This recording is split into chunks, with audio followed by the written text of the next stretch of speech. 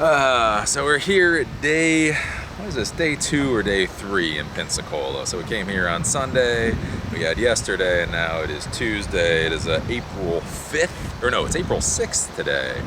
So it's amazing to think about. We are now officially into our 4th week of this trip. We are starting the 4th week. 3 entire weeks are down out of the original 52. It's amazing how quickly time goes. And that's one thing to think about, like when you watch these videos and you watch them in order, I mean, it's amazing to realize, you know, it wasn't that long ago we were sitting up in Baltimore trying to figure out what we were going to do with the next phase of our life. And then we decided to buy a travel trailer, and then we went through all of that. And now all of that is behind us. It's amazing to think about. It's been 3 weeks since we left our house out on this great adventure. And overall, I have to say we are still happy about it, especially now that the weather is good, now that we are in a nice area. So down here in Pensacola, Florida, it's, you know, mid-70s, bright and sunny as you can see. Humidity is not too horrible, so this is really nice. And what's really nice about it is because in the morning I can go outside with my cup of coffee and read on my Kindle, the Wall Street Journal or the Economist, and it feels as if the entire world is my living room, which is a really nice feeling. Again, when you're claustrophobic, when you're contained within that small little travel trailer, it feels a little claustrophobic. But when you can get out and you can get sun, that is a good thing. Overall, you know, like I say, the trip has been going well. I did break down a little bit last night. Last night was the first night I had watched any kind of TV whatsoever. So as I talked about when we left on this trip, we did not add a TV to the travel trailer at all, even though they have a cable TV at all of these RV parks. We decided we were going to go sans TV. Last night I broke down. I saw one episode of Bob's Burgers. I like Bob's Burgers. Bob's Burgers makes me laugh. And last night I just wanted to see Bob's Burgers. Darn it. So I went on Hulu and I watched Bob's Burgers, and I don't care who knows about it. So yeah, but that's the other thing, is it's now been 3 weeks essentially without television, and not just without television, but, you know, without television, without Hulu, without iTunes video, and it's really not too bad. I mean, the only videos I've seen is I've seen a couple of Vlog Brother videos because I like them. I've seen a couple of Wheezy Waiter videos, but honestly, in 3 weeks, I've watched less than 1 hour of video. And it's not too horrible, right? You talk with the most modern people nowadays and you say go without the equivalent of television. Again, whether it's television or whether it's Hulu or whether it's iTunes, you say completely strip that out of your life, and most people would think you're completely crackers. But I have to say, 3 weeks on the road so far, I've seen less than an hour of video being out here.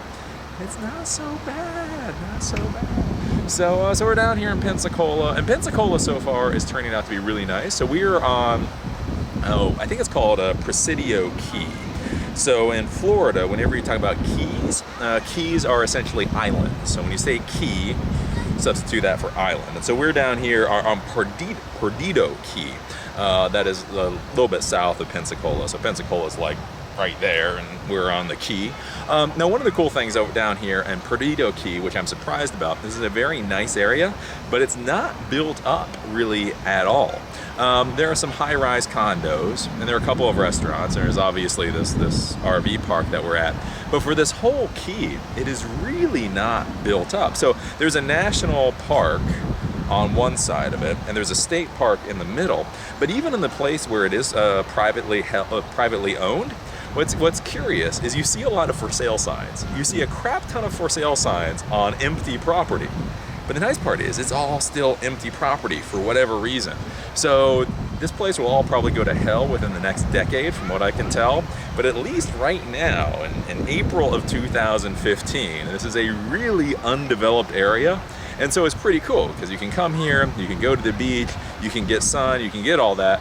But the town and normal things that you're used to in a city aren't that far away, which is a little weird. Like normally when you have beachfront like this, really close to a city, it's all taken up with high rises or whatever else. And here it really isn't. You can tell there are a lot of for sale signs out there. So they are trying to sell property lickety split, but for whatever reason people aren't buying it. So if you're in an RV, think about coming down here. So yesterday we went down to Perdido Key State Park.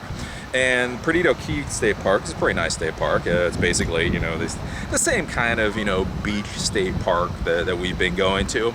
But what's cool about Perdido Key State Park is you go into it, and on one side of it is, you know, restaurants and condos and that kind of stuff. And the other side of it is restaurants and condos and all that kind of stuff. And then you just have this Perdido Key State Park, which is, I don't know however long it is, 5 miles, 6 miles, maybe. I don't think it's 10 miles, but it's a good, nice, long stretch. And so what's really nice about that is if you come down here, like we go to a lot of these beach resorts, and the issue is you have all these hotels and condos right on the beach, and then you go out to the beach, and it is packed with people, right?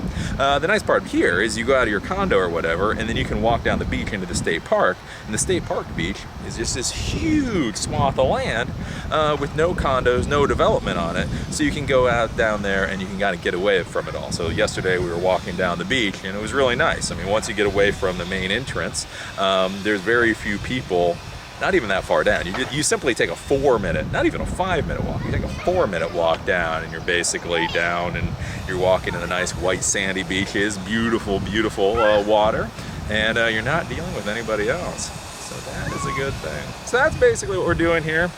We're just playing around again. We came to Pensacola mainly because we had no idea what to do between the last place we were at and going to New Orleans. But we're here for 8 days, so I guess we're the second or third, or I don't know how to count the days. We're so many days into it, so we've got a few more days left here. So we're gonna keep looking around. Today we're gonna go over to, there's the Pensacola Air Station. And over there, they have a few things to take a look at that are right in one central area. There's a lighthouse. There's a Naval Air Museum. Now, I normally stay away from museums. You guys know me. I mean, history at this point in time. Believe me, for all you people in high school out there that are like studying your little history textbooks so diligently because you have to pass those tests, believe me when I say, as soon as you get out of school, nobody cares. Nobody cares. You know, all those years of history that you take in school, basically when you turn about 19, they get flushed out. I don't know what it is. You start drinking beer and the other side of you comes out history lessons. I don't know what it is. But you know, normally I don't like it. I mean, it's not that I don't like history. It's just, there's so damn much history and who cares? But what I'm interested about with this museum is it's got big toys, right? You know, being a geek type person, going to like these aviation museums and that kind of stuff, you get to see the big airplanes and the big toys.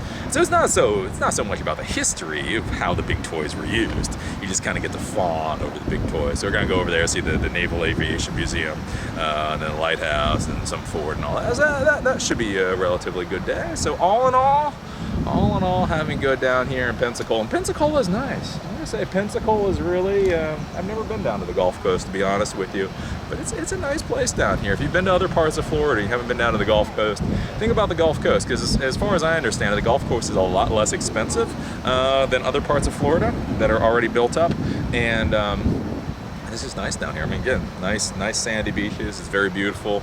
Very nice. Now, one of the little tips for life I was going to talk about today is the concept of shaping or taking control of the conversation, especially in the modern world of social media. And I think this is a big thing. It's a big problem people run into. So there's this idea, whenever you say anything on social media and then people respond to whatever you said, there's this idea that they should have the ability to respond to what you have said within your own stream, right? You have the freedom of speech to say whatever you want, and therefore there's this feeling that they should have the freedom of speech to say whatever, you know, comment or do whatever else on your stream, and that it should be a-okay. And what I would argue is no. What I would argue is no. So this has come up after my little bashing of the Coomer Museum. Again, the Coomer Museum is this art museum in Jacksonville, Florida, which is... Gardens are very nice. Gardens are very nice. The museum itself is just very bad. It's just bad all the way around, right? Now, when I did my little video on the Coomer, one of the things was I got a lot of bashing from the local folks in Jacksonville. I got a number of different, really just kind of just hateful, nasty comments, and I deleted them all. And one of the things is in the modern world, a lot of people say, well, that's not right. That's not cool. If you are creating content about our thing. We should be able to respond in any way that we want to your content. And I would argue against that. I would argue, if you're dealing with social media, that you should take control of your own conversations. So there's this idea, again, coming from an American, as an American, that we have the First Amendment, the right to free speech. Free speech is something hallowed in the American world. And I completely agree with the right to free speech. So here's the thing. If I go into a public square and I say whatever I want to say, I get into a public square and I say the Coomer Art Museum is complete crap, right? And then as soon as I get done talking about the Coomer Art Museum, you want to walk up, or somebody else wants to walk up and say, well, I have the right to free speech. So if you're saying this thing about the Coomer, I should have the right to counter what you're saying. And the thing is, I would completely and utterly agree with that, right? But here's the thing, and here's one of the things that nobody really thinks about in the modern world, free speech and all that, right? So you come up and you say, well, I want to argue against you. It's like, okay, it's a free speech. But here's the thing, before you start arguing against me, I've got this whole microphone set up here. See, I'm gonna take this microphone set up with me. Oh, and see this soapbox I was standing on? I'm gonna take the soapbox with me. Oh, and see this whole audience out here? And this audience is basically here to listen to me talk.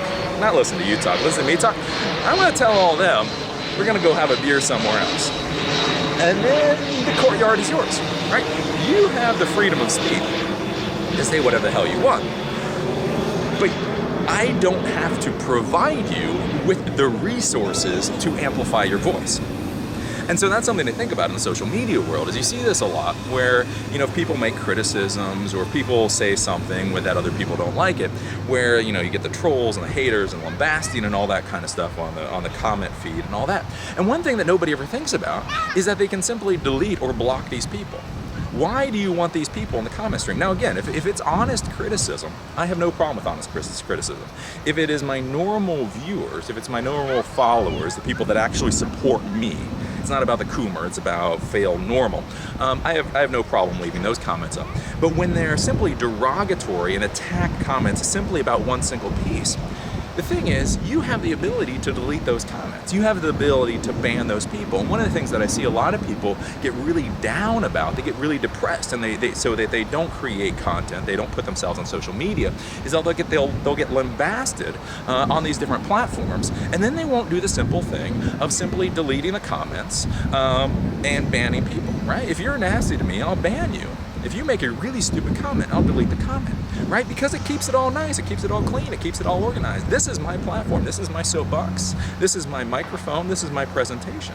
If you want to argue against me, if you want to say Eli the computer guy or fail normal is the stupidest thing you've ever seen, you have every right to create your own YouTube channel, create your own video, and put it out there to tell the world how stupid I am, right? You can create your own YouTube page, and you can create your own Facebook posts and Twitter posts and all that, saying how stupid I am. But on my Facebook page, on my YouTube page, on my YouTube channel, I've gone to a lot of time and effort and energy in order to create this content. So I just have no interest in providing a platform for other people to be derogative towards me, right? If you want to create your own video talking about how stupid I am, hey, it's a free country. It's a free YouTube, sort of. Go for it. But I don't have to give you that platform. And so this is something to really think about whenever you're going to be going into content creation, whether you're going to be putting yourself out there, is that you don't have to accept all the hate. You don't have to accept the trolls. You don't have to accept the nastiness. It is absolutely A-okay just to simply delete all of it. To delete it, to ban them.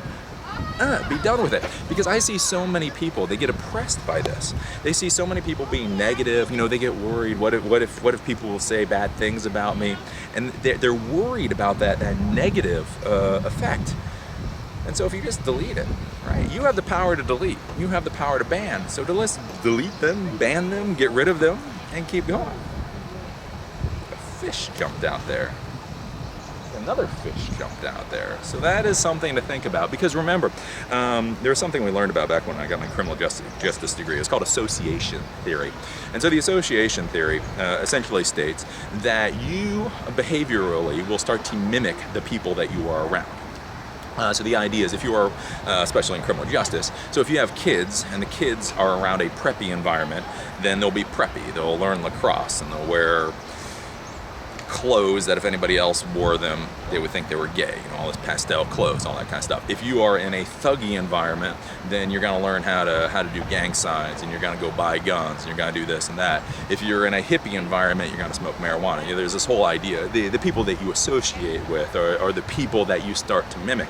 And one of the issues that I see really in the modern world of social media is nobody starts to think about in the social media virtual world that this still holds true. So when people are nasty to you, when people are angry to you, when people input these really nasty opinions onto the stuff that you create, that you start to embody those same things, that you start to bring in that hate, that you start to bring in that anger, that you start to bring in that pissiness, that you start to bring in that depression. And so just like in the real world, right? If I don't want to turn into a druggie, or if I don't want to turn into a thug, then I should go hang out with the hippies or the poets or the thespians, right? Same kind of thing in the virtual world is if you have these people that are negative, if you have these people that are not being supportive of you, then don't friend them. Block their content. Ban their comment.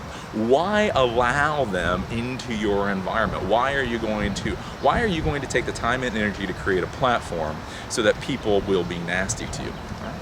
Get rid of them.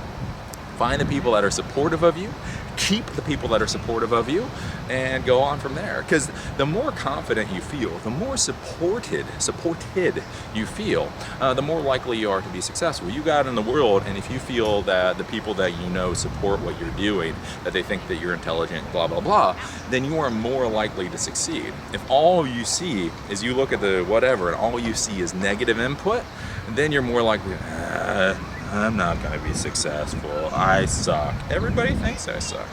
Screw them. Delete them. Get rid of them. Gone.